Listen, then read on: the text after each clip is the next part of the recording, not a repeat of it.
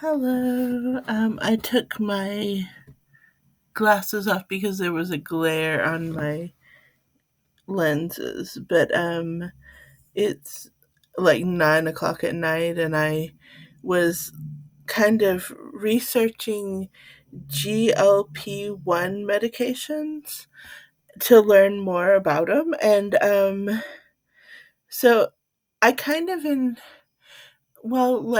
you should know I had been considering taking a medication for my weight, and I was researching different avenues of learning just more about how GLP-1s work, and then I was looking up how they affect mood. Also, I was looking up um, how what kinds of foods you're supposed to eat when you're on them. So I definitely have an important conclusion that I'm drawing at the end of this video, so I hope you'll stay tuned. Um, so what I learned is, where does it say the full name? It's not, it's like glucose. GLP-1 stands for, what does it stand for? It's like glucose. Well, I'll just say GLP-1. All right. GLP-1 agonists work by mimicking the GLP-1 hormone. And that's the most basic knowledge on the subject of these medicines. So regardless of which one you get, that's how they work. Um and when that happens, so you have this hormone in your body that is naturally occurring, GLP-1. Well, what it does is when you get that hormone coming naturally, or if you have a GLP-1 agonist, I'm not a doctor, but this is what I'm learning by my phone. Um, it helps lower blood sugar levels, and also it slows gastric emptying, making you feel full longer.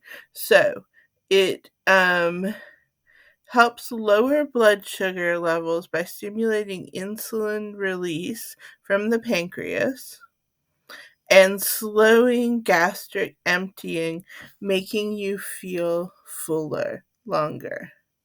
This combination can lead to weight loss. So I'm sitting here thinking, well, honestly, I'm going back and forth a lot about whether or not I should ask my doctor about this. And, but I was really on the pro side tonight, and I was thinking I really would like to ask my doctor about it. And then I started looking at foods to avoid while on GLP-1. What are you supposed to eat when you're on GLP-1? Like what's the preferred diet on GLP-1? And I got to something that kind of made me think something that is my hot take on the subject. So I'm getting to that. Okay. So here's a list of some foods to try to eat when you are on GLP-1. Some of the best foods to eat when you are on a GLP-1 medication include eggs. Eggs are rich in protein and monosaturated fats, which can trigger the release of GLP-1 and other hormones that help you feel full. When I read that, something started to come alive. And then I also read healthy fats, such as avocados, nuts, olive oils. They can stimulate the release of GLP-1. What am I hearing in this? Do I have to have a medication that, I mean, I know that I don't have to have a medication. Everybody knows that. But like, is that the only way to stimulate GLP-1s? No. You can stimulate GLP-1s hormones or whatever. I don't know if I'm using the terms exactly right, but you can eat eggs, and that will stimulate the release of GLP-1 hormones. You can eat healthy fats, such as avocados, nuts, and olive oil. And these GLP-1s will naturally release within you. And then there are other things that you can eat that do other beneficial things that GLP-1s are happy with. So, whole grains such as oats, brown rice, and quinoa are high in fiber, which can help improve digestion and regulate blood sugar levels. Berries such as blueberries and strawberries are rich in antioxidants, which can lower inflammation and improve overall health. And they're also low in sugar compared to other fruits. So you can load up on those wonderful berries and the whole grains.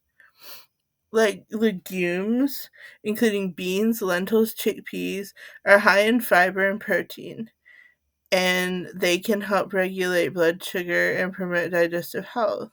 Vegetables like broccoli, carrots, and Brussels sprouts are not only low in calories and are rich in nutrients, but also high in fiber, potentially helping the release of GLP-1, regulating blood sugar level. So you can get that wonderful GLP-1 happening with vegetables. And leafy greens, such as spinach, kale, and Swiss chard, are rich in fiber, vitamins, and minerals, which can help regulate blood sugar levels and improve your overall health. So, my hot take is I am maybe going to ask my doctor about GLP-1s or Zepbound, which is the one that I could take maybe with my health insurance, and it would cover it until they eventually maybe cut me off, and then I'd be like screwed and have to gain all the weight back. And maybe that wouldn't happen. Maybe I just could stay on it forever and be great. But I could go on these medications possibly, which apparently are mood stabilizing potentially, which is very interesting. But or I could modify my diet so that I'm eating more eggs and lean meats. What was it? No, avocados and like lean whatever, all those things that I didn't mention meats, did I? But it was in a different one. But the avocados and the good fats and the vegetables and the fruits with the berries and the if I like went on like a GLP-1 diet where I'm trying to make it occur naturally for me, I wonder if I could do it without the Zepbound. So I'm still on the fence with all this, but I have a whole month, and the best thing to do is before I talk to my doctor. And the best thing to do is try to get my diet so that it's really great, so that I'm not eating sodas and added sugars, and so that I'm eating more beneficial things that are better for me in the long run. So I hope that might help somebody who's in a similar place, or anybody who just wants to have better health. Okay, thanks so much for watching. Good night.